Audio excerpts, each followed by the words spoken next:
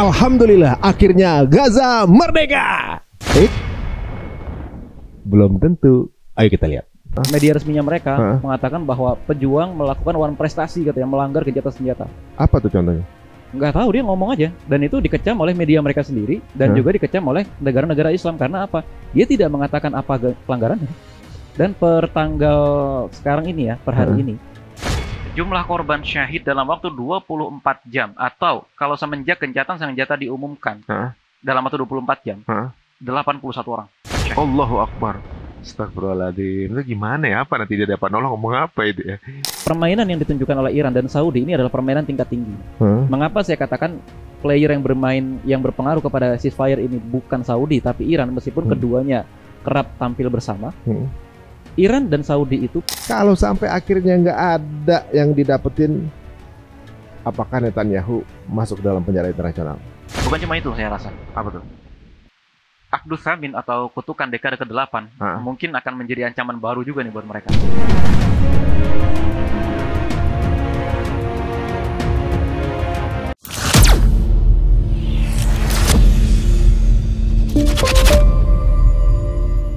Assalamualaikum warahmatullahi wabarakatuh. Alhamdulillah teman-teman semuanya. Belakangan ini ya kita merasakan begitu bahagianya akan sebuah kabar yang akhirnya diumumkan ceasefire setelah 15 bulan gitu ya. Berjalannya juga dengan channel ini kita banyak sekali berbicara mengenai hal ini dan kayaknya alhamdulillah kita ngerasa kita ikutan di bagian itu gitu. Di proses ini kita ada di situ gitu, kita happy. Waktu terima ininya terharu, saya lagi di rumah sakit. Sampai beneran nih sampai gitu. Langsung WhatsApp tamu kita sekarang ini. Nah, sekarang kita mau cross check nih bener enggak sih ceasefire ini beneran kejadian apa enggak? Karena beliau juga punya pandangan-pandangan yang mengajak kita untuk agak sedikit jangan euforia dulu. Oke, langsung aja kita akan ketemu dengan Syekh Ammar Risalah. Assalamualaikum warahmatullahi wabarakatuh. Masya Allah. Pagi-pagi langsung WhatsApp antum ya kan? Ya, alhamdulillah baru pulang juga. Baru pulang juga antum ya? Ya. Kayak dulu waktu Ana yang langsung WhatsApp antum tuh waktu meninggalnya Ismail.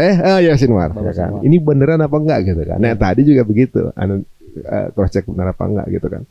Nah, ini kan jujur sih semua orang happy ya. Lagi-lagi seneng-senengnya nih. Apalagi mungkin yang mencintai apa namanya?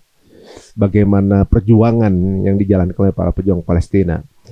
Nah, proses ini kemudian karena sebelumnya ada satu kebakaran hebat yang ada di Amerika yang kebakaran, tapi orang pada happy ini baru kali itu, gitu kan. Kemudian ada pengumuman ini, seolah-olah semuanya relate.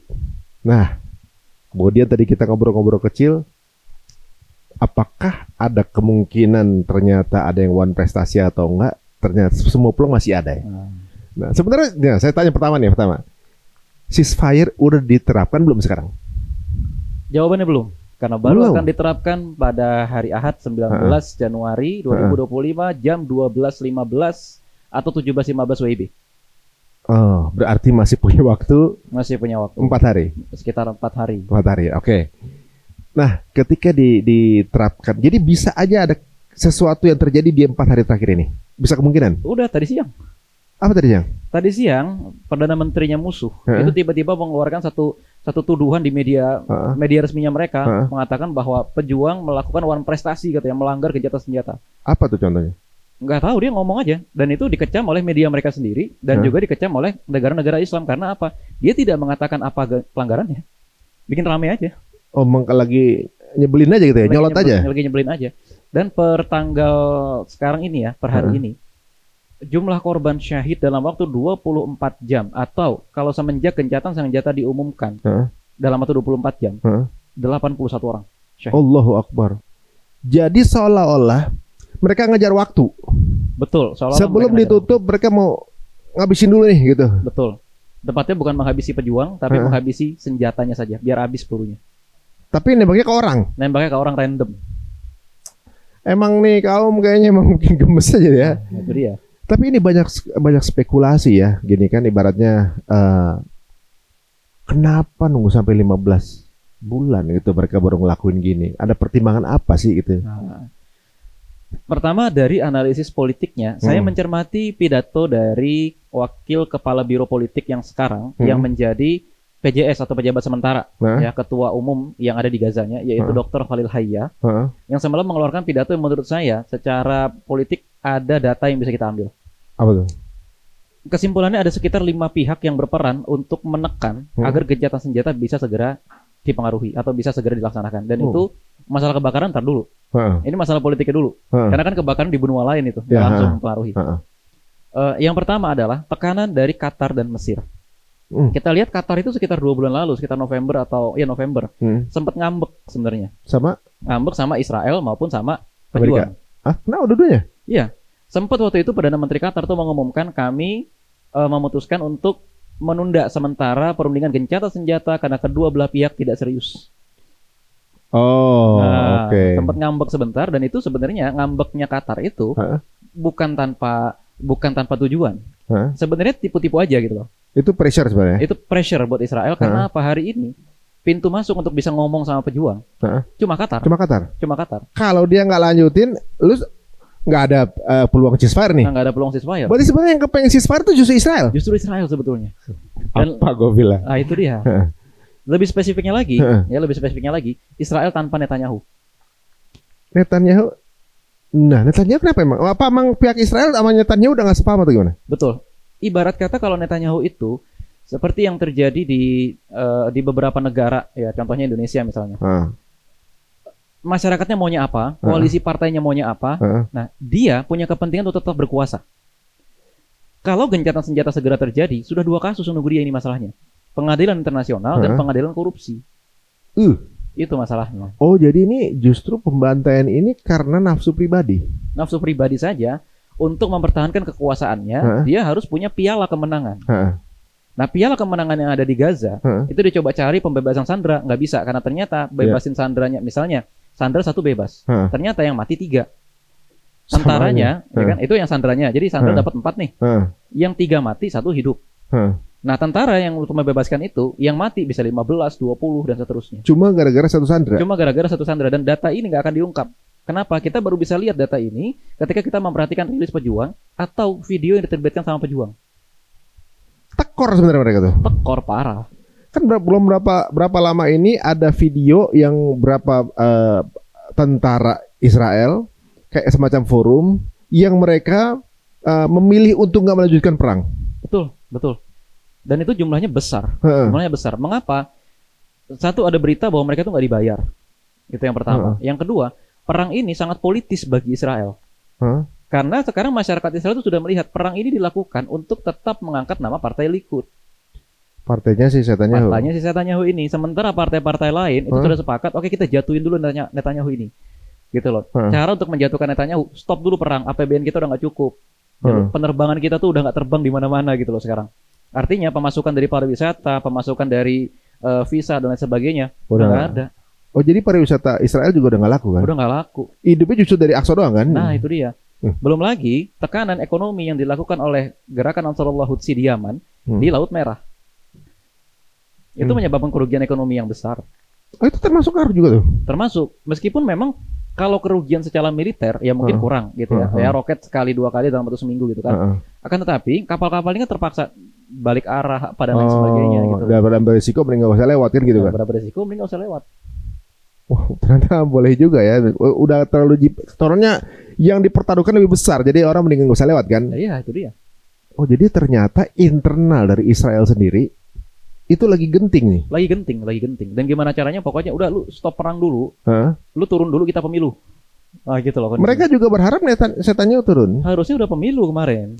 Gitu loh. Di tahun 2024 kemarin itu harusnya pemilu. Cuma gara-gara perang ini diundur Netanyahu tuh dapat udah kayak gua tuh tetap harus berkuasa dulu. Ntar dulu kita lagi perang, ente ngomongin pemilu nggak sopan, nggak peka sama kondisi negara dan seterusnya. Debat-debat ini kita bisa perhatikan di Yediot Ahronot, di Koran Ma'arif, di Walla dan seterusnya. Ini menarik debat-debat semacam itu. Oh, pantesan banyak video-video forum debat yang mereka ribut sendiri. Iya. Karena mereka sadar perang ini dipanjang-panjangin sama Netanyahu biar dia tetap berkuasa, sah sebagai Perdana Menteri, biar nggak diseret ke pengadilan dan lain-lain sebagainya. Yang kemarin belum lama kayak Galan juga mengundurkan diri, benar nggak sih itu? Itu benar. Sedianya aja ngundurin diri ya? Udah nggak sepaham. Berarti ini sebenarnya dalam kondisi dalam kondisi udah carut marut dalamnya dia. Udah carut marut. Ini kondisinya persis seperti perang Badar. Heeh. Komandan-komandannya Abu Jahal tuh udah pada udahlah ngapain perang dan seterusnya gitu. Sementara di pasukannya Rasulullah Shallallahu Alaihi Wasallam tuh makin kompak, makin solid.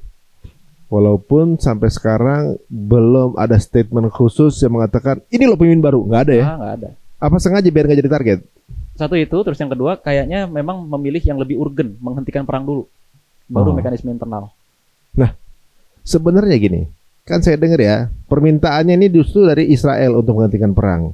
Dan tuntutannya menuruti apa yang diminta sama pasukan perjuangan.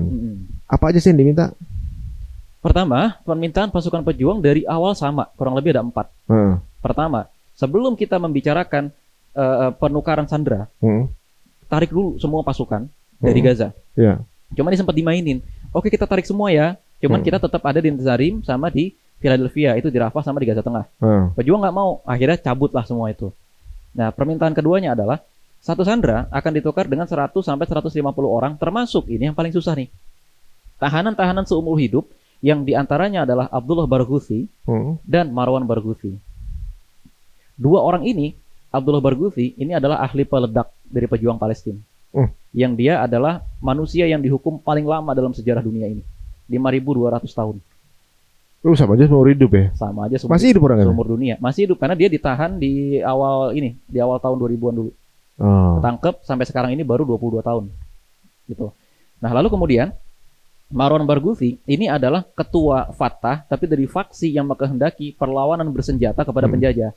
Sementara faksi Fatah yang ada sekarang adalah faksi Fatah yang lebih moderat. Clown gitu nggak?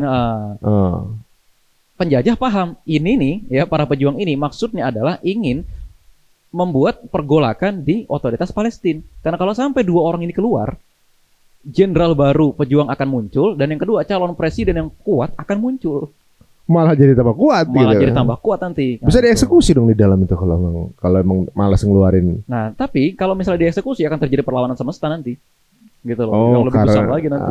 Karena udah ketahuan kalau masih hidup, kemudian jadi bahan untuk bergen, udah nongol di permukaan. Kalau sampai dieksekusi malah ketahuan. Dan akhirnya malah pejuang nggak punya alasan dong untuk bersikap toleran dan moderat terhadap negosiasi kan. Malah nggak ada daya tawar berarti. Nggak ada daya tawar nanti, gitu kan. Nah, yang ketiga tawarannya adalah untuk membuka sepenuhnya perbatasan Rafah, yang mana kita tahu hari ini perbatasan Rafah sebetulnya dikuasai 100% oleh Mesir. Dan ini yang jadi ganjalan semua pengamat internasional dan semua ulama mengatakan ini Mesir yang bisa membuka Rafah. Tapi ya herannya Mesir tetap punya menuruti saja gitu ketika Israel itu menduduki perbatasan Rafah mulai tanggal 6 Mei 2024 kemarin. Apa ada kepentingan juga nggak?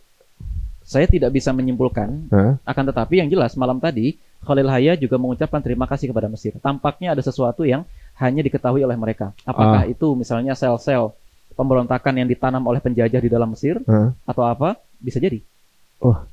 Nah tadi kan bilang ada pihak yang berperan.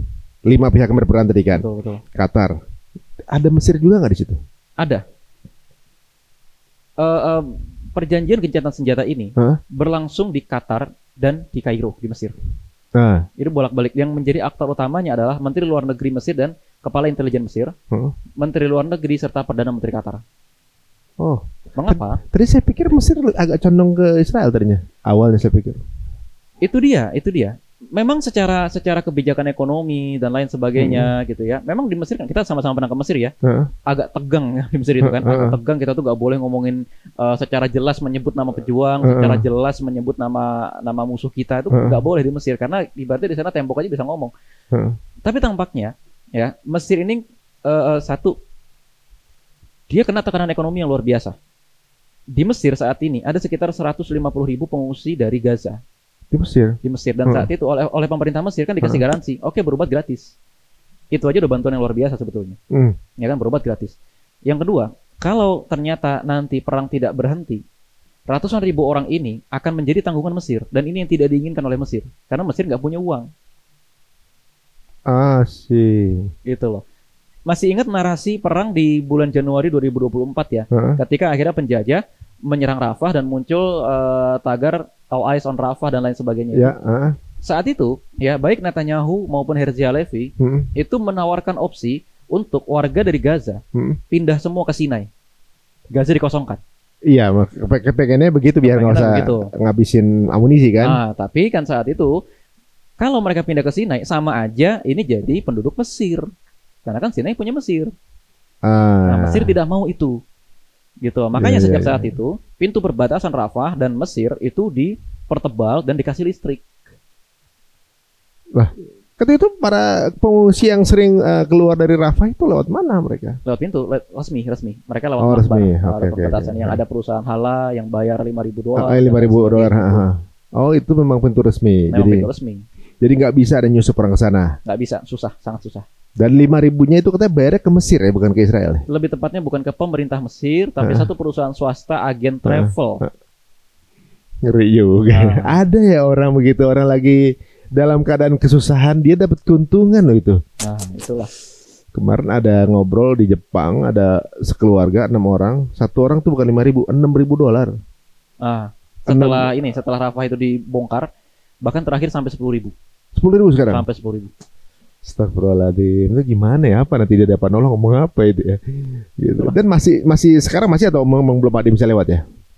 Untuk saat ini belum ada yang bisa lewat. Hanya lembaga kemanusiaan saja sama supir-supir truk. Sih. Nah sekarang kalau misalnya dari tadi 5 itu siapa aja? Kayak kan tadi Qatar, Mesir, lalu kemudian Turki. Turki bermain. Turki ini juga memegang peranan penting dan salah satu peranan Turki, tapi ini agak out of the topic gitu ya. Ikut memerdekakan Suriah dari Bashar al-Assad. Dan ini menjadi satu kartu tersendiri bagi negara-negara Islam. Nah, pihak yang ketiga yang bermain adalah Iran. Ini Iran juga ikut bermain. Permainan yang ditunjukkan oleh Iran dan Saudi ini adalah permainan tingkat tinggi. Mengapa saya katakan player yang bermain yang berpengaruh kepada ceasefire ini bukan Saudi tapi Iran, meskipun keduanya kerap tampil bersama. Iran dan Saudi itu berkali-kali dipancing agar saling bertengkar lagi sesamanya.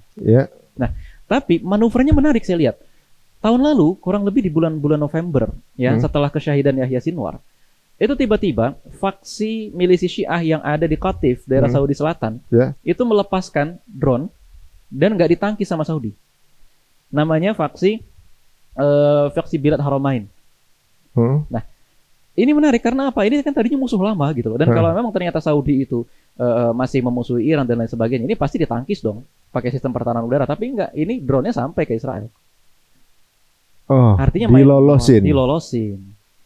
Udah gitu, Iran dengan Saudi itu kan berdamai di Beijing, diperantarai sama Cina dan makin akrab.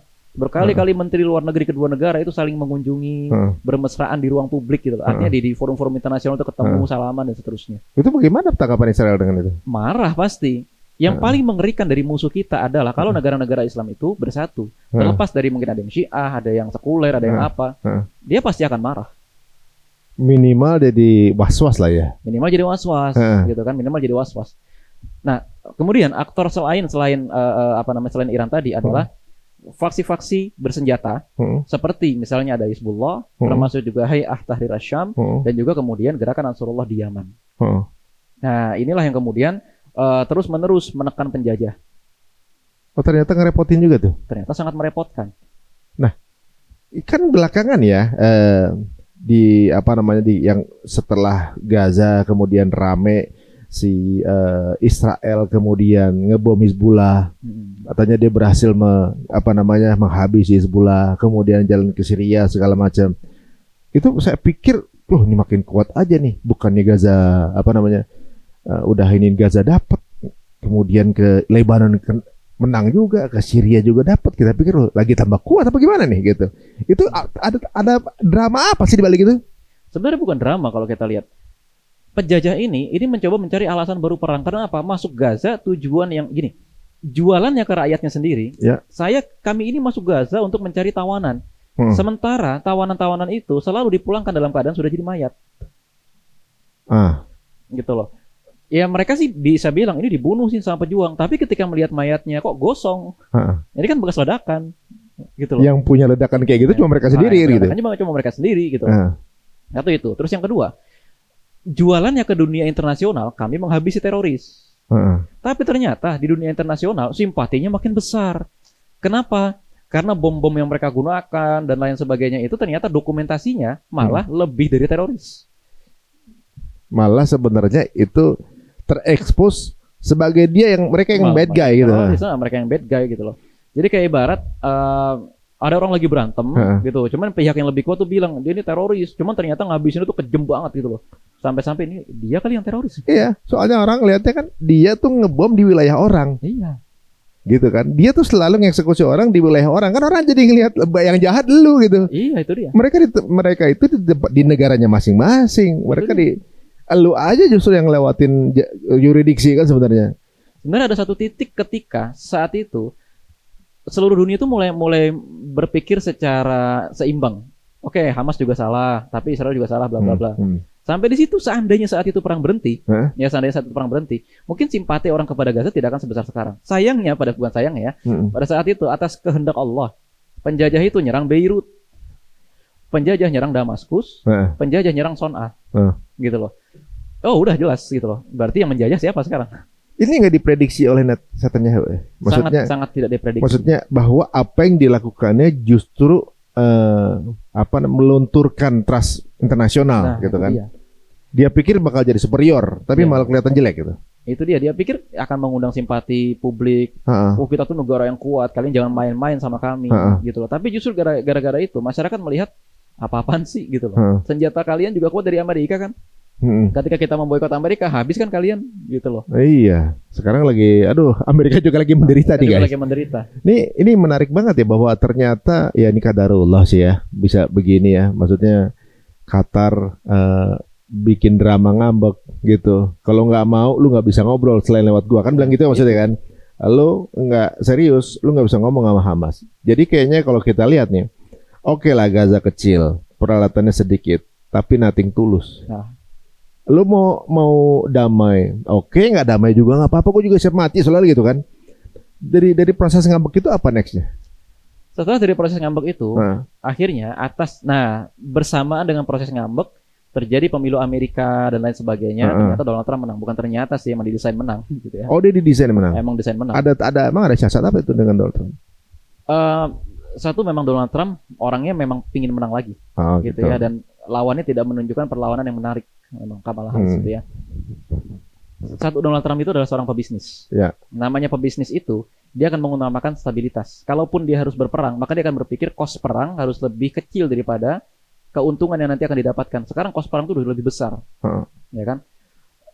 Contoh, kalau kita berpikir seperti Donald Trump, roket-roket yang dilontarkan oleh gerakan Ansarullah Hutsi di Yaman, oke meledak di langit, oke ditangkis sama Iron Dome dan lain sebagainya, cuma sekali dua kali aja kena ke Tel Aviv. Tapi gara-gara itu penerbangan internasional itu berhenti 2 jam. 1 jam sebelum roket dilepaskan dan 1 jam setelah roket dilepaskan. Oh, rugi tuh ya? Rugi. Gitu, itu yang pertama. Yang kedua, selain itu, tekanan-tekanan dunia internasional akan mengakibatkan gelombang divestasi, gelombang boikot dan lain sebagainya itu akan semakin liar. Dan citra buruk inilah yang kemudian coba dijaga oleh Donald Trump biar jangan sampai berlarut-larut. Ketika kemarin akhirnya Netanyahu itu main ke Amerika, tampaknya dalam tanda kutip diberikan semacam deadline. Deadline-nya kapan? Sampai nanti Biden udah nggak menjabat, sampai gua dilantik, harus lu selesaiin ya, gitu loh. Gitu. Mulai kebentuk nih kayaknya nih arahnya. Itu dia. Wah kan, cuman waktu itu ternyata Netanyahu itu menanggapi harus diselesaikannya itu. Mentok mereka tuh. Jadi gini, nyerang Gaza udah nggak bisa gitu loh. Tawanan-tawanan yang dicari-cari juga nggak bisa. Malah yang ada satu mobil, ada videonya dari pejuang gitu ya. Satu truk isinya belasan tentara ditembak itu pakai roket, habis semua mati. Bahkan video sampai tentara Israel itu menggelepar-gelepar tuh ada. Gitu. Ada videonya di Telegram tapi nggak bisa di Instagram. Terus ada lagi video ledakan terowongan. Jadi ada sekitar 12 atau 15 orang masuk ke dalam terowongan, meledak terowongan itu, jebakan isinya. Jadi intinya habis lah itu tentaranya. Masuk Gaza nggak bisa, dia coba tuh main ke Lebanon, ke Beirut. Ternyata tampaknya ada yang menasihati Hizbullah untuk tidak memperpanjang perang, karena itulah yang dicari oleh Netanyahu. Makanya akhirnya seolah-olah menang jadi. Bukan seolah-olah menang ya. Tiba-tiba aja gencatan senjata. Gitu loh. Karena mungkin salah satu yang disampaikan kepada Hizbullah oleh negara-negara mediator, entah Iran, entah Qatar, entah mana gitu ya. Kalau perang ini terus-menerus diperpanjang, ini hanya akan memindahkan luka Gaza ke Lebanon. Cuma jadi lubang baru. Cuma jadi lubang baru aja. Oh, jadi dia punya alasan untuk minta dibantu Amerika gitu maksudnya? Betul, punya alasan untuk dibantu Amerika dan akan memancing perang saudara lagi. Karena jangan lupa, Lebanon itu kan alumni perang saudara juga. Iya. Yang ini yang menyebabkan kenapa presidennya itu harus yang Maronit, ya kan, parlemennya itu harus yang Syiah, yang perdana menterinya itu harus yang Sunni, kan gara-gara perang saudara itu. Gitu biar kan? Semuanya terakomodir. Biar semuanya terakomodasi. Nah, di saat yang sama ada manuver dari Turki membantu para pejuang-pejuang di Suriah untuk menumbangkan Bashar al-Assad. Orang-orang tuh mengira, semua orang tuh mengira Bashar itu akan melawan. Dan semua orang juga akan mengira perang saudara akan terjadi kembali di Suriah. Tapi di sini cerdiknya para pejuang Suriah, mereka tidak ingin menciptakan perang baru, mereka hanya ingin mengusir Bashar. Jenderal-jenderalnya Bashar al-Assad itu dibujuk terlebih dahulu tanpa sepengetahuan Bashar, sehingga yang jadi tujuan kami itu cuma Bashar aja udah. Nah, sampai di sini Israel panik, loh kok nggak perang sih, kok damai sih, kok langsung stabil sih Suriahnya gitu loh. Akhirnya perbatasan di daerah Quneitra dan lain sebagainya, termasuk Mount Hermon itu dibom, diledakin apa dan lain-lain sebagainya. Tapi ternyata mancing oleh Qatar, Saudi dan Turki, kayak dikekep, udah jangan balas. Gitu loh. Asli benar ini tingkat atas banget mainnya. Tingkat atas. Pantesan gini, ini ada hubungannya nggak? Waktu Israel mancing Iran, sampai sekarang tuh Iran nggak balas, itu mungkin gara-gara itu juga. Tampaknya gara-gara hal yang sama. Kita melihat reaksi yang sama. Hizbullah tidak terpancing untuk membalas meskipun di masa gencatan senjata antara Hizbullah dengan Israel itu juga diserang terus. HTS, Hayat Tahrir Syam juga tidak terpancing membalas meskipun serangannya besar sekali di Latakia dan lain sebagainya itu. Iran juga tidak terpancing membalas meskipun Netanyahu untuk berkali-kali ngata-ngatain.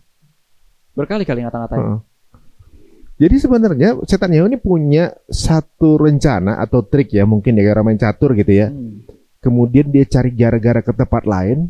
Emang itu sengaja cari gara-gara? Emang itu sengaja. Maksudnya kalau berhasil jadi bikin ribut perang dunia baru gitu maksudnya? Betul. Tujuannya dia ingin memancing perang dunia dan dia ingin tampil sebagai pahlawan perang dunia. Dia ingin menunjukkan kepada seluruh dunia bahwa lihat, kalian kalau melawan kami semua, yang dimaksud kami semua itu adalah dia, Amerika Serikat dan lain sebagainya, kalian akan kalah. Jadi abu kalian semua. Tapi sayang yang dipancing gak kepancing. Karena mereka tahu daripada gue berhadapan sama Amerika Serikat, udah sekarang kita bangun aja kesatuan negara Islam dulu. Malah makin mengerikan sebenarnya. Makin mengerikan. Nah, kerugiannya apa nih? Karena pada gak kepancing nih. Kerugian dia apa? Satu, Amerika Serikat tidak punya alasan untuk memberikan dia bantuan senjata lagi. Atau dia akan jadi the most evil country kan? Dia akan jadi the most evil country lagi. Yang kedua, secara bisnis juga nggak menguntungkan. Saudi dalam tanda kutip ya sebagai bukan bayaran ya, sebagai garansi atas perdamaian dengan Iran, mulai dekat ke Cina. Oh, unik nih. Unik itu dia. Mulai dekat lagi ke Cina. Gitu loh, mulai merapat ke Cina, terus sebagian minyaknya udah mulai dijual ke Cina dan lain-lain sebagainya. Turki juga apalagi udah mulai seperti itu, ya kan? Dan uniknya, ini negara yang berbatasan dengan Israel gitu ya. Uniknya, Suriah sendiri sekarang ternyata statement-statementnya itu tidak terpancing untuk memerangi Israel, sekaligus juga tidak terpancing lagi untuk melakukan genosida kepada keluarganya Assad dan tidak terpancing untuk melawan Rusia. Justru menteri-menterinya Rusia tuh pada bilang kami siap membangun kembali ikatan dengan Suriah yang baru. Ini malah jadi nggak ada alasan kan? Iya, ini malah lebih menakutkan lagi. Gitu. Ya kalau nanti Israel memperluas perang kemana-mana, gitu kan, mereka akan jadi musuh semua orang nanti. Akan diserang semua negara takutnya nanti kan? Itu dia, akan diserang semua negara. Wah, berarti sebenarnya ini rencana Allah banget ya. Seolah-olah kayaknya ini trik begini kalau ditanggapi dengan emosi kepancing ya. Ini baru saya dengar nih, ini menarik ya. Jadi sebenarnya ini drama yang lebih. Tuh antum ngelihat kayak begini seru juga ya. Kalau antum sendiri menganalisa ini kalau begini bisa begini. Nah kalau sekarang nih ya, alasannya kemudian minta ceasefire apa dong kalau gitu? Ibaratnya gini, kan tadi udah kerugian kemana-mana, udah kerugian yang tinggi. Parlemen juga udah nggak ada benefit lagi di negara kan gitu. Ibaratnya satu-satunya cara yaitu dengan menggulingkan Netanyahu. Iya. Tapi satu-satunya cara Netanyahu dengan memperpanjang kekuasaan. Caranya untuk bisa memperpanjang kekuasaan dengan cara membabi buta, cari alasan untuk perang. Begitu? Betul, cari musuh baru. Nah, berarti kalau misalnya ceasefire terjadi, rugi dong Netanyahu sekarang? Sangat rugi. Makanya panik ini dia. Panik, dia sangat-sangat panik. Makanya coba yang terjadi gimana? Di Gaza, di Lebanon, di Yordania, di mana-mana perayaannya nggak kembang api apa segala takbiran kayak malam tahun baru, malam tahun Idul Fitri. Sedangkan kalau di Israel yang terjadi apa? Demonstrasi besar-besaran, mengecam kita kalah dan seterusnya. Gitu. Tepatnya sampai sekarang belum ada statement Netanyahu ya? Sudah ada tadi siang. Ngomong gimana dia? Gitu. Dia kan tadi siang ngomong Hamas mencoba mengkhianati kesepakatan. Cuman tadi dia ngelempar wacana aja gitu. Tapi nggak ada ininya. Nggak dijelasin apa yang dilanggar dan seterusnya, nggak dijelasin. Soalnya tadi ketika kemudian pengumuman ceasefire ya kan, pasukan perjuangan itu keluar dengan senjata, dengan mobil segala macam, nunjukin bahwa ceasefire ini bukan berarti mereka kalah, mereka masih ada. Mereka masih ada dan kuat. Dia masih di situ gitu ya. Iya. Mau lanjut, ayo gitu kan. Malah di sekitar 2 jam setelah pengumuman ceasefire itu, pejuang itu nembakin roket ke daerah Niram 2 kali. 2 kali. Nakal-nakal juga ya. Nakal-nakal juga. Apa artinya? Ceasefire ini sangat berarti bagi para pengungsi dari kalangan pemukim yang radius 20 km dari Gaza. Karena 20 km dari Gaza ditetapkan sebagai zona militer atau zona darurat perang. Mereka sekarang mengungsi di Tel Aviv, mereka mengungsi di Haifa, dan mereka mengungsi di Beersheba. Nah, Beersheba ditembakin roket, dan Eilat ya ditembakin roket oleh Yaman. Haifa ditembakin roket oleh Hizbullah. Sementara Tel Aviv ditembakin roket oleh para pejuang saat itu, ketika roketnya masih banyak. Ya kan? Nah, ketika kan denger nih gencatan senjata gitu kan, mereka mau pulang. Kalau kata pejuang bahasanya, jangan pulang dulu, enak aja, masih punya gue ini tempat.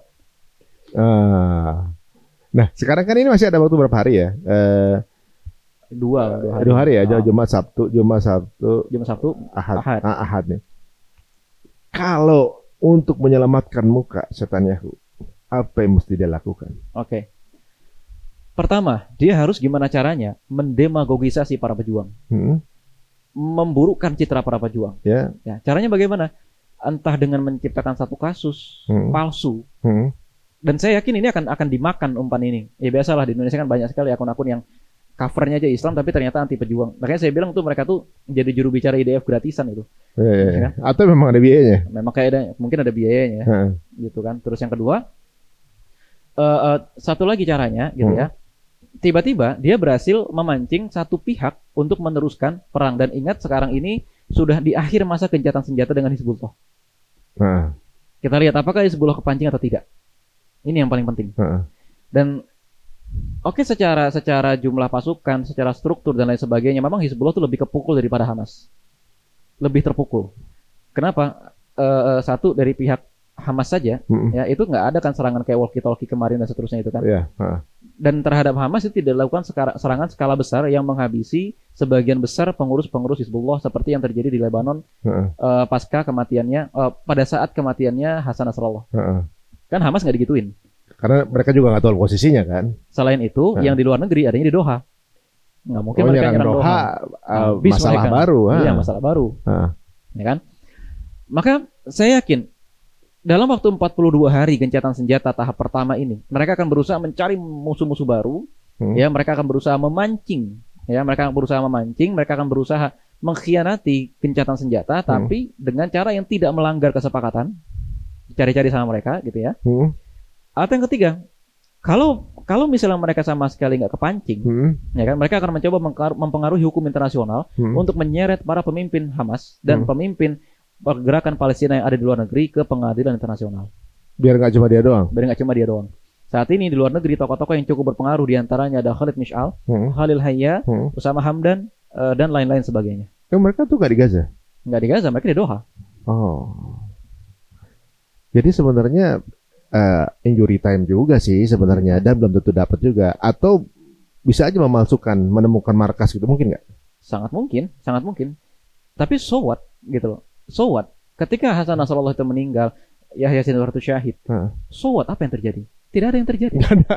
Baik-baik saja gitu.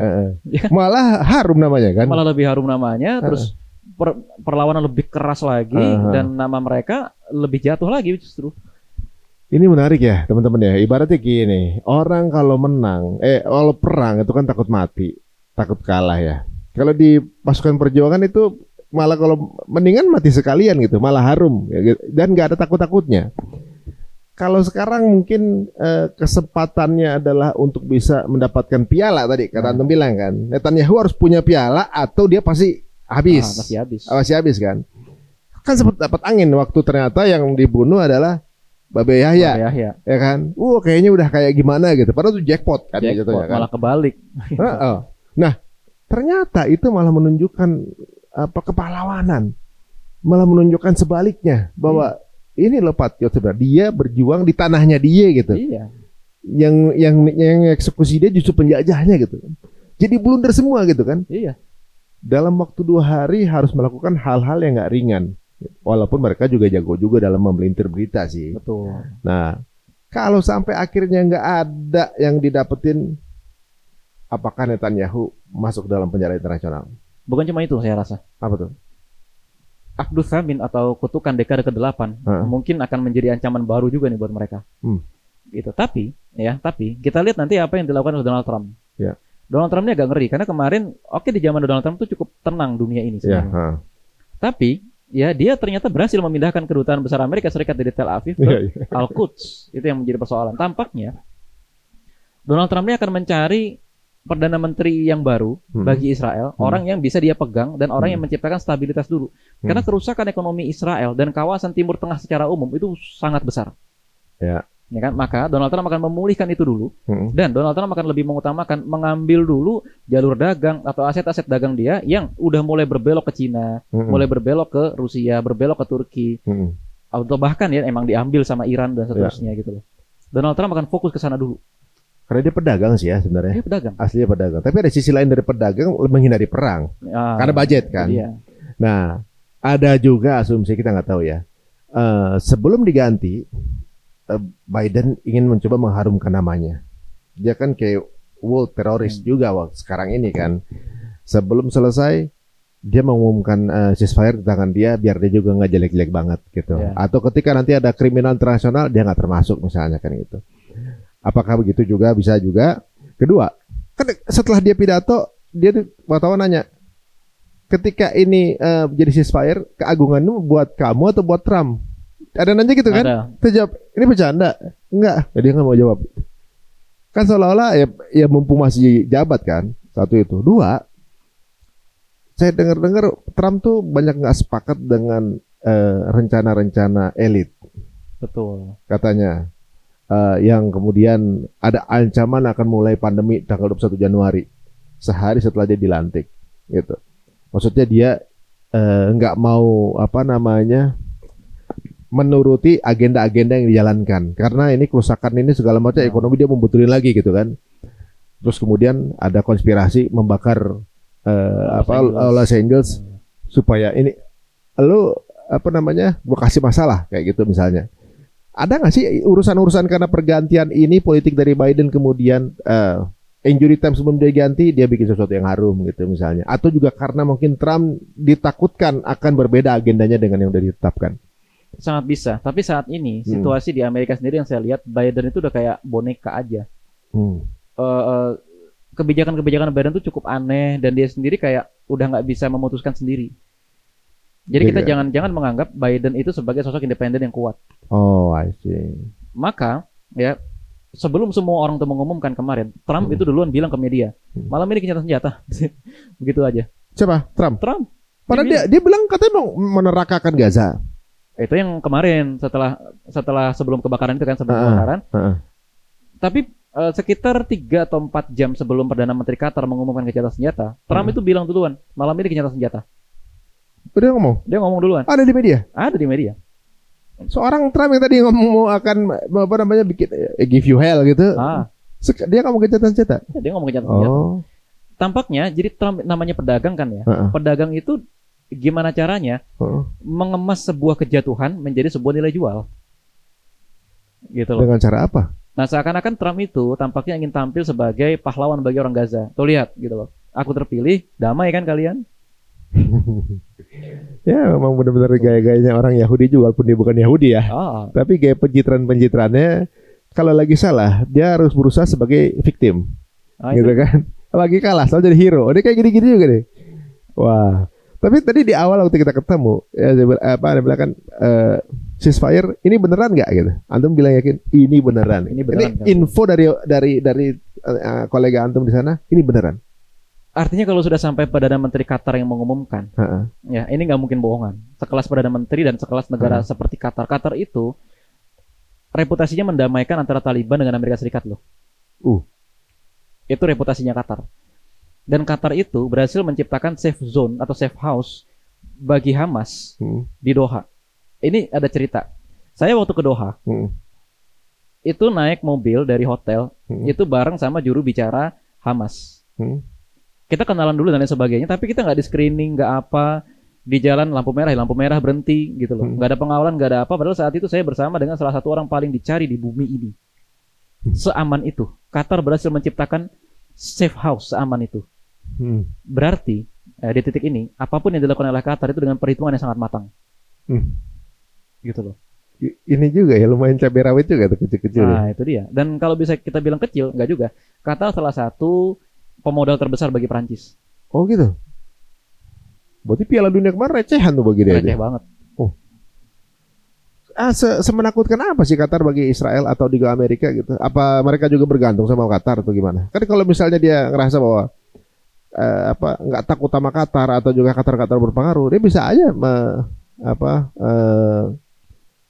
keluar dari kesepakatan yang ya udah lo mau gitu, gua juga nggak takut sama lo gitu. Kok bisa ditakutkan gitu? Saya melihat tampaknya ancamannya Qatar adalah negara kami saat ini itu bisa menjamin faksi-faksi bersenjata kaum muslimin ini tidak berbalik melawan kalian. Caranya nego sama saya. Gitu loh. Jadi kayak kuncen gitu ya. Kuncen. Tapi kalau kamu nggak mau nego sama saya, silakan lawan. Gitu loh. Jadi Qatar adalah pihak yang mampu berkomunikasi. Betul. Dengan fraksi-fraksi itu ya. Betul, tanpa akhirnya dianggap teroris atau sebaliknya oleh faksi-faksi tadi tanpa dianggap antek barat. Ini dia nih uniknya Qatar. Ya netral gitu. Netral. Jadi kayak Swiss juga gitu jatuhnya. Nah, Swiss, cuman kalau Swiss netral nggak netral juga sebenarnya. Nggak bisa jadi perantara kan. Kalau ini netral dan kuat. Kalau dia netral dan kuat, dia bisa jadi perantara. Iya, dia justru karena dia kuat itulah kemudian diperhitungkan ya kan. Betul. Wah ini menarik guys, kalau misalnya ternyata ini benar terjadi ceasefire ini, berarti kan ini satu step berikutnya untuk bebasin Aqsa nih. Gini, sejak awal tujuan perang Tufanul Aqsa, ya, sebagaimana yang keluar pada saat tuntutan gencatan senjata di bulan November tahun 2023, ini adalah langkah awal untuk membebaskan semua tahanan-tahanan politik dan pemimpin-pemimpin Palestina yang ada dalam penjara. Yang kedua, tantangan selanjutnya adalah mempersatukan antara pihak otoritas dengan faksi-faksi yang ada di Gaza. Karena hari ini, malam ini sudah sekitar 45 hari Jenin itu dikepung oleh pihak otoritas dan para mujahidin yang ada di Jenin dibunuh oleh pemerintah Abbas. Yang membunuh pemerintah Abbas? Pemerintah Abbas. Ini jadi kasus besar dan diamati oleh seluruh dunia internasional maupun dunia Islam. Kenapa begitu malah? Ada beberapa analisis. Yang pertama, tampaknya penjajah itu memberikan jaminan kepada Abbas dia akan tetap berkuasa dan lain sebagainya. Karena fun fact-nya adalah tidak pernah ada pemilu sepanjang hampir 20 tahun. Setelah Yasser Arafat meninggal, tidak ada lagi pemilu setelah itu. Maksudnya untuk mengganti Abbas ini ya. Iya. Alasannya terserah dia aja berarti. Terserah dia aja. Itu yang pertama. Yang kedua, ketika faksi-faksi pembentuk pemerintahan sudah berdamai, didamaikan di Kairo, didamaikan di Beijing, didamaikan, pokoknya di berbagai tempat lah sudah didamaikan. Termasuk Fatah sudah berdamai juga dengan pejuang kita gitu ya. Tapi ternyata pihak Abbas terus-menerus menyerang pejuang, bahkan sayap militer gerakan Fatah, Brigade Syuhada Al-Aqsa juga diserang di Jenin. Jadi posisinya Abbas ini di mata pejuang Gaza sebagai apa? Musuh. Sekarang ini sudah menjadi musuh. Astagfirullahaladzim. Emang daya adu dombanya kuat juga nih Yahudi. Itu dia. Apa yang ditawarkan bisa jadi garansi agar Abbas tetap berkuasa, atau yang kedua, garansi agar APBD Palestina tetap disubsidi dari APBD Israel. Dan inilah yang kebanyakan menjadi fitnah di kaum muslimin yang tidak paham keadaan. Dengan adanya perjanjian Oslo atau perjanjian pasca Intifadah atau perjanjian pasca perang dan lain sebagainya itu, para pejuang itu mengadvokasi agar ada dana dari APBN Israel yang dialihkan kepada APBN Palestina. Kalau dalam bahasa kita, dana perimbangan. Misalkan Jakarta akan mensubsidi sebagian APBD-nya Depok, Bekasi dan seterusnya. Mirip seperti itu kondisinya. Nah, tampaknya Israel itu menjanjikan dana ini akan bertambah besar gitu loh, dan menjanjikan juga kemapanan kekuasaan kepada Abbas, tapi dengan syarat harus mendemilitarisasi wilayah Palestina. Gitu loh. Jadi kalau bisa dibilang londo ireng kalau Indonesia ya. Londo ireng. Dan ekstrim. Kenapa? Karena di Jenin itu terlihat bukan pejuang ya, petugas otoritas, pasukan otoritas yang dimiliki Abbas yang tadinya dia hanya bersenjata senapan saja, tiba-tiba kemarin kurang lebih sekitar tanggal 10-an Januari gitu ya. Tiba-tiba pakai kendaraan tempur dan bawa roket Energa RPG versi lama. Oh, itu memang dipersenjatai dong? Memang dipersenjatai untuk melawan para pejuang. Oh, dia pakai iya berarti memang triknya sama seperti trik-trik adu domba yang dijalankan waktu zaman Indonesia juga kan, dijajah, sama. Jadi menghabisi para pejuang justru dengan orang kita sendiri kan, londo ireng itu kan. Betul. Wow, ini perkembangan baru nih. Saya baru tahu kalau Abbas ternyata jadi udah berpindah posisi. Tiba-tiba jadi antagonis baru. Ini dramanya ini juga ya, kuat juga ya, maksudnya. Hal-hal yang di luar prediksi. Jadi posisinya sekarang kalau Fatah kemana? Ke Abbas atau Fatah apa? akhirnya bersikap netral. Akhirnya sekarang hubungan antara Fatah dengan Abbas itu, gini, kita memahami Fatah itu tidak seperti satu partai yang solid. Fatah itu terbagi menjadi ada faksi yang pro dengan Abbas dan mengutamakan diplomasi dengan Israel. Ada juga faksi Fatah yang memang mirip Hamas, inginnya melawan Israel saja. Nah, masalahnya adalah petinggi-petinggi Fatah yang kontra dengan Israel itu dipenjara. Dan itulah tujuannya kenapa Hamas mau membebaskan tahanan-tahanan Palestina yang ada dalam penjara. Menciptakan kesatuan nasional. Gitu loh. Padahal pejuang Palestina lagi begitu ya. Iya. Lagi mau merangkul kenyataan kan. Nah, itulah sebabnya kenapa perang Tufanul Aqsa ini. Karena ada yang nanya juga nih. Kenapa perang Tufanul Aqsa ini cuma mau bebasin tanah Wanan doang? Kirain mau bebasin Al-Aqsa. Ini sama aja seperti ada perang Puputan Margarana di Indonesia waktu itu, ada perang Kalawang Bekasi, ada perang Diponegoro dan lain sebagainya. Ada tujuan jangka pendek untuk menyusun tujuan jangka panjang itu akan tercapai. Jadi kayak puzzle untuk sampai bangunan ini tinggi harus PR kecil diselesaikan dulu. Disatuin dulu faksi-faksi nasional ini, dan ini udah sedikit berhasil kemarin. Di Beijing sudah bersatu kan antara Hamas dengan Fatah. Tinggal nih pimpinan-pimpinan Fatah yang pro perlawanan bebasin dulu di dalam penjara. Gitu loh. Termasuk tadi siapa namanya? Marwan Barghouti. Tapi justru Abbasnya malah ke sana. Abbas itu paling marah dia. Marwan Barghouti jangan sampai dibebasin. Karena apa? Kalau sampai dibebasin, selesai Abbas. Oh, karena sayangan dia. Sayangan dia dan orang-orang Fatah lebih taat dengan Marwan Barghouti. Nah, ini kayaknya memang dia bisa dibilang boneka berarti ya, kalau boleh dibilang ya. Kalau dibilang boneka mungkin tidak, tapi lebih tepatnya dia ini seperti antek-antek saja. Kalau boneka sih dia tetap punya karakter. Tapi maksudnya karena merasa diuntungkan dengan posisi ini. Nah, iya. Kan gini juga, ada juga banyak komen ketika ceasefire ini terjadi gitu kan. Banyak komen, boikot jangan berhenti gitu kan. Kemudian tetap berjaga gitu. Karena sifat dari Yahudi ini adalah selalu mengingkari kesepakatan. Betul. Gitu. Tiba-tiba nanti dia prestasi atau gimana gitu. Nah, ini kan diamati seluruh dunia nih sekarang. Ada nggak kemungkinan Yahudi untuk melakukan pengingkaran itu? Sangat ada, dan itu sudah terjadi. Sudah terjadi sejak gini. Kenapa sih terjadi Tufanul Aqsa sejak awal? Salah satu alasannya adalah pihak penjajah itu melanggar kesepakatan gencatan senjata tahun 2021 di perang Saiful Quds. Udah ada kesepakatan sudah? Sudah ada. Setiap kali perang, saat itu perang Saiful Quds memang sebentar, segera dimediasi, damai. Tapi yang terjadi pada awal tahun 2023, ingat gak yang viral? Penjajah itu melakukan penembakan di dalam Masjidil Aqsa. Ya. Satu itu. Dan sebelum gini, di tanggal 7 Oktober malam, artinya tanggal 6 Oktober malam yang paginya itu 7 Oktober, sedang terjadi perang di kota Nablus dan di kota Jenin antara Brigade Arinul Usud dengan Israel.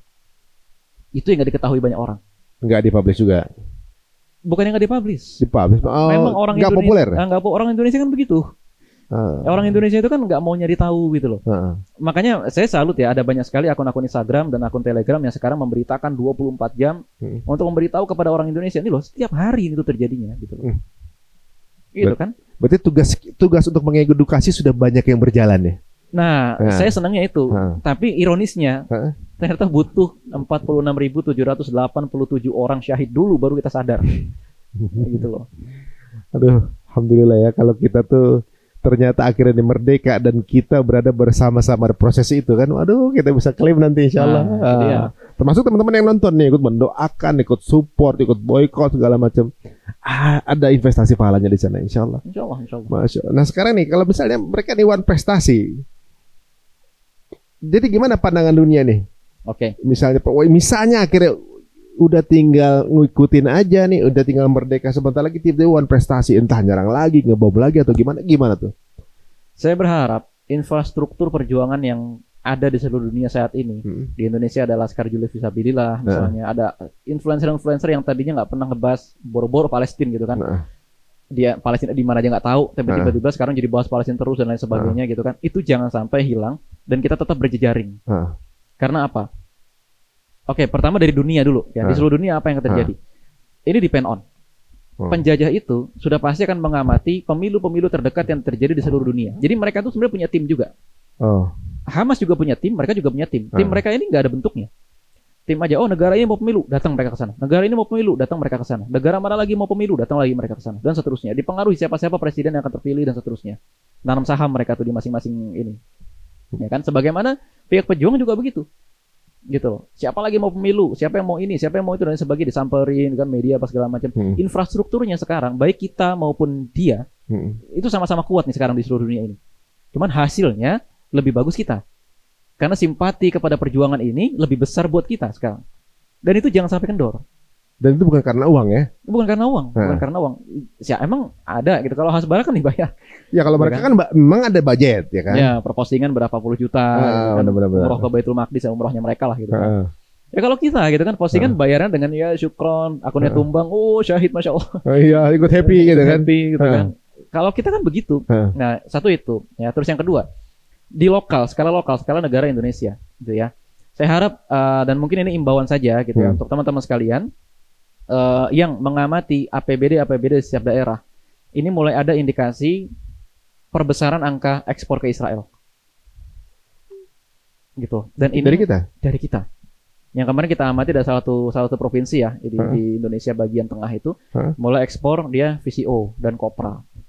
Dan angkanya dari tahun 2020, 2021, 2022 itu makin besar. Itu yang pertama. Yang kedua, adanya beasiswa dari Indonesia, dari pemerintah daerah di Indonesia untuk ke kampus-kampus yang ada di Israel.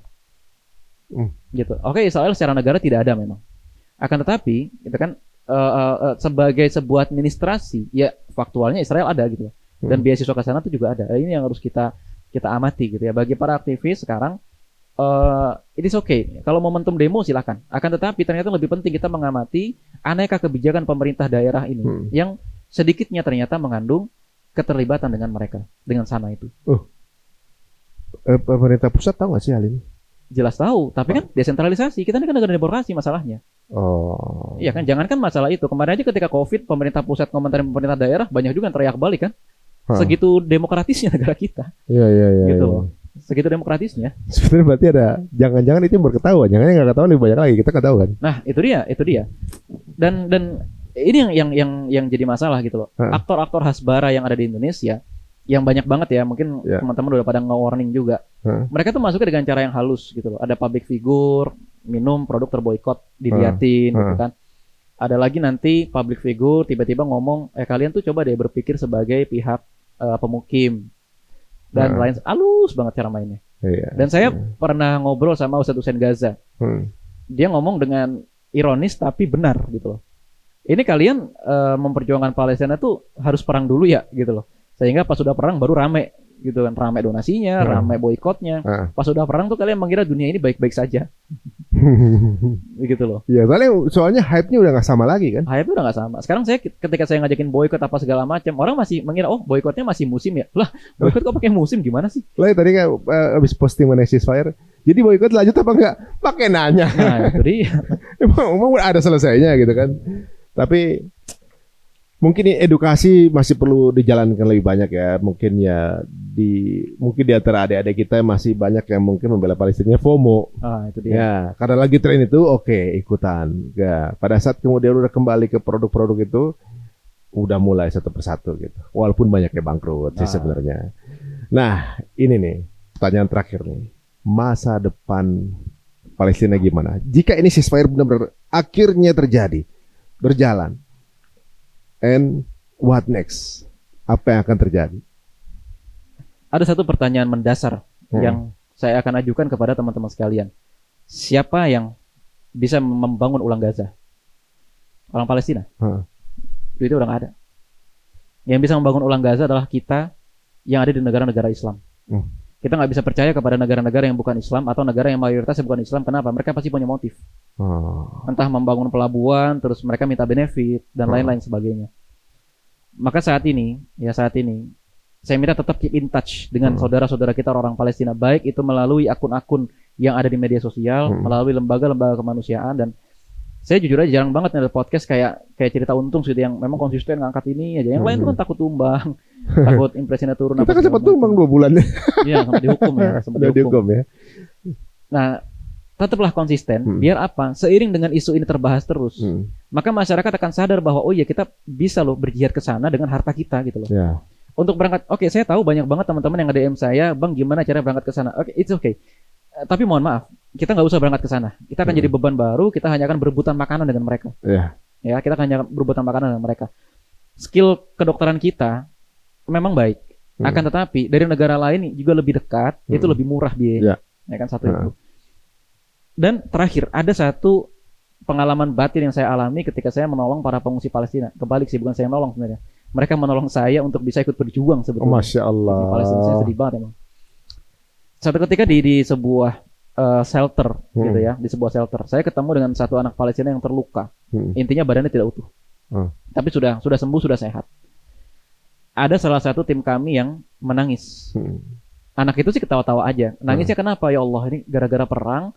Mereka ditolong sama Yordania dan ketika ditanya mana orang tuanya, kita ditarik.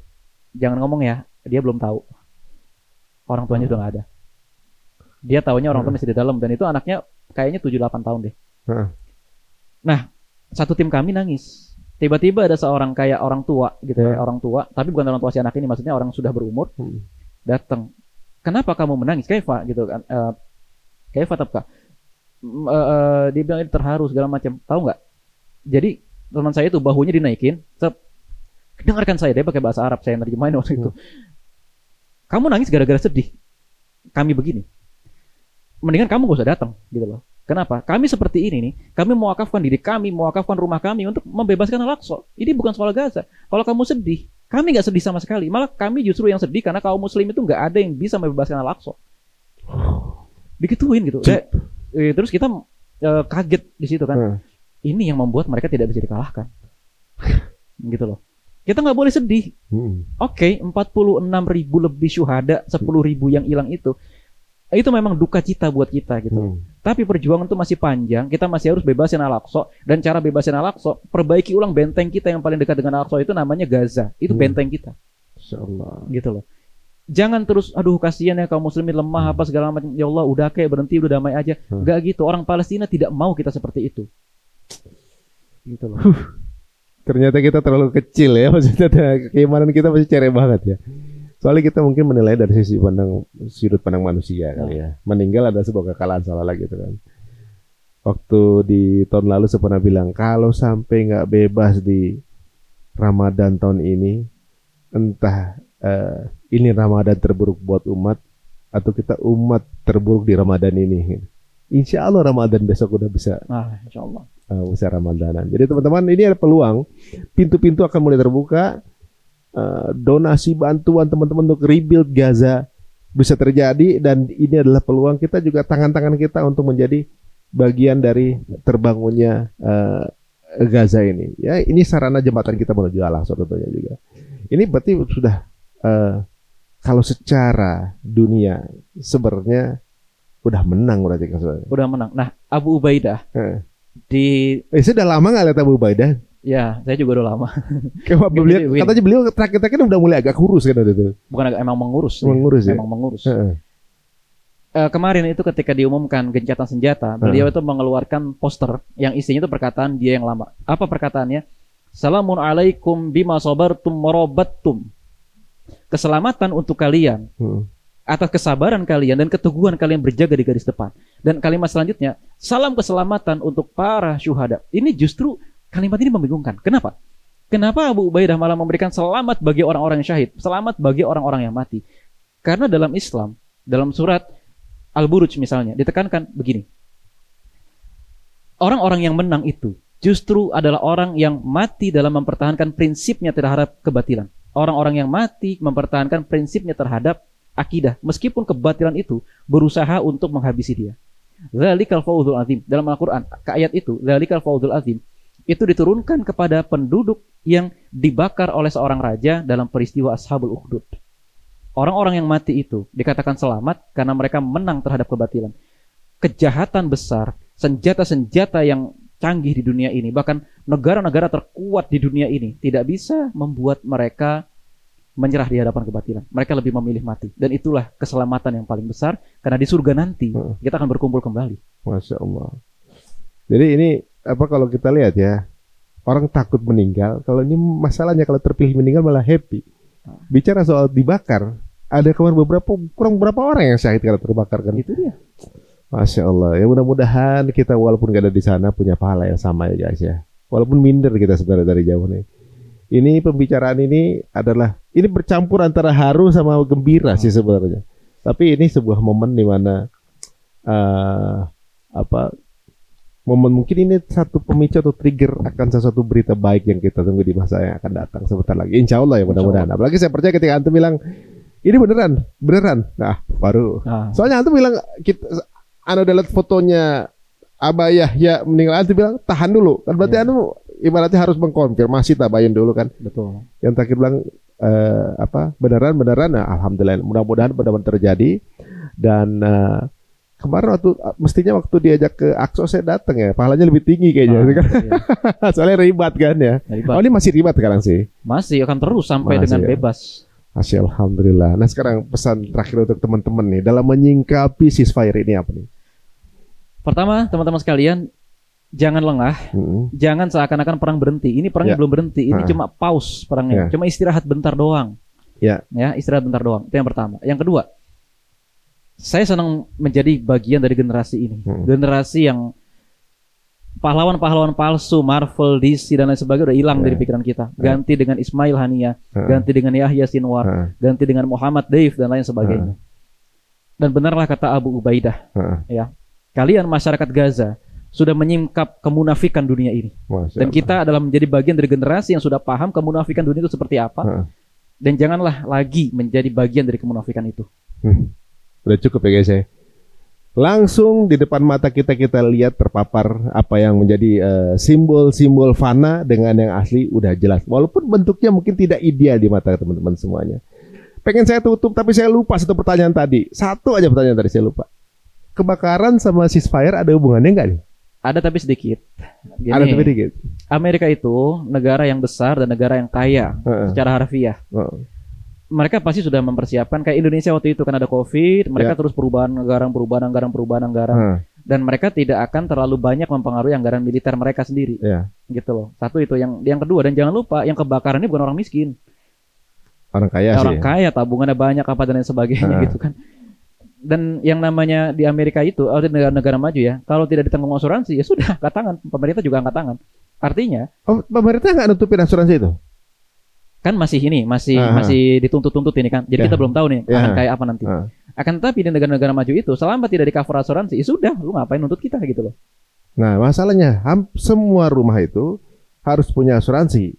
Di Amerika. Kemarin saya wawancara karena semua rumah itu nyicil mereka.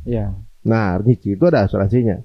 Nah, kalau cover asuransinya sekarang ini pasti bisa dibilang ya semi tekor juga sih sebenarnya. Bukan memang tekor banget ini karena ini ketekoran ini ada pengaruhnya nggak dengan kebijakan bantuan ke sana? Ada sedikit. Sangat sedikit. Karena gini, Trump itu pasti akan mencarikan dana bantuan buat Israel. Akan tetapi sumbernya tidak langsung berasal dari APBN. Bisa jadi Trump akan memaksa Uni Eropa atau memaksa negara lain lah gitu untuk memberikan bantuan kepada Israel. Kan ini untung rugi aja. Oke, Israel bikin proposal nih untuk memulihkan kerugian akibat perang 200 triliun misalnya begitu. Udah deh kata Amerika, sini proposalnya gue ambil gitu kan, tawarin ke Uni Eropa, tawarin kemana gitu kan, biar menguntungkan aja karena semua orang sudah tahu bahwa Israel sudah tidak lagi menguntungkan.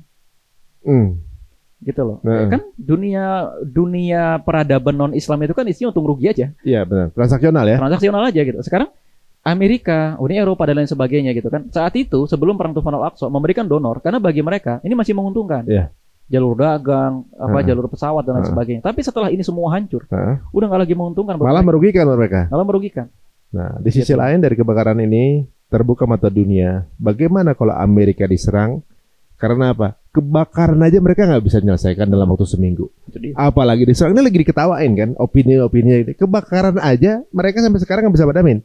Apalagi kalau di nuklir, apalagi di bom, bingung mereka nih. Nah, makanya warganya juga lagi protes. Ini menarik ya, banyak dibuka mata kita belakangan ini ya. Mudah-mudahan segala image mana yang jago, mana yang besar, mana yang kayaknya nggak bisa digoyang, udah hilang semuanya. Alhamdulillah nih bisa ngobrol sama antum nih. Banyak hal terbuka yang ini di luar dari circle informasi Anda sebenarnya. Dan mudah-mudahan teman-teman juga ini juga menjadi khasanah keilmuan kita juga dalam menyingkapi dan juga merespon apa yang terjadi di Gaza. Dan kalau kita semua kemarin bergembira karena kebakaran misalnya ya gitu, itu ada pro kontra ya. Ibaratnya itu ada juga saudara kita yang kena. Oke, tapi kalau ceasefire semuanya gembira. Nah, ini udah karena udah absolut. Insya Allah mudah-mudahan ini akan jadi pintu baru untuk mulai proses terbebasnya Al-Aqsa. Jazakallahu khairan untuk kehadiran antum sekarang ini. Dan mudah-mudahan teman-teman akan menambah optimisme kita. Boykot terus dilanjutkan kalau gitu ya, teman-teman semuanya. Dan jika dirasa ini menarik dan juga kira-kira teman-teman kalian mesti tahu, monggo silakan share sebanyak-banyaknya tayangan ini. Semoga bisa menjadi pahala jariah teman-teman semuanya. Sampai ketemu lagi. Assalamualaikum warahmatullahi wabarakatuh.